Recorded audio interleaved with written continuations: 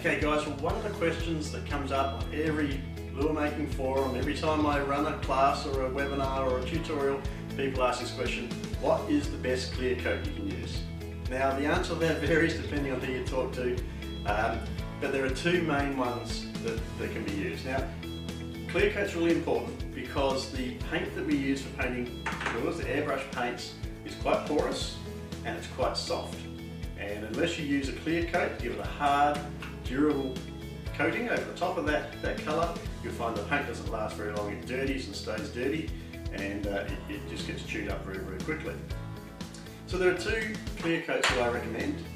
One is Moisture Cure Urethane. Now, this is a bit messy to work with. It's got some nasty toxins in it. Make sure you use it in a ventilated area, but it can be dipped. You can dip your lures in, hang them to dry, just blot away the stuff that runs off.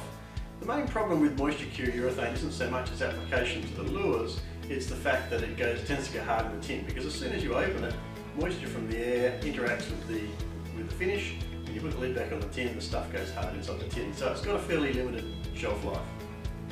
What I prefer to use is Envirotex Lite, and you'll see that on pretty much all of my lures. Envirotex Lite is a very tough, very clear and very durable two-part epoxy finish.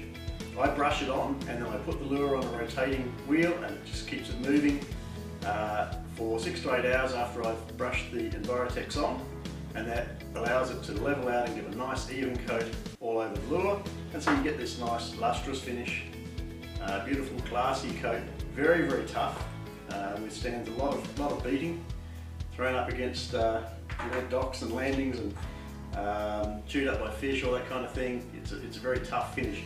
It is messy to apply, it takes 24 hours to cure, so it's very prone to getting dust in it. You need a nice, warm, dust-free place to cure it. But at the end of the day, if you're doing small quantities of high-quality lures, you can't go past Envirotex. If you're doing larger quantities, if you're making lures to sell, for example, then you might want to look at some of the urethanes, because you can apply them a lot faster. I don't think that the finish is either as attractive or as durable, but it's certainly a lot quicker, and that's one of the compromises you have to make if you're going to make a living out of making lures.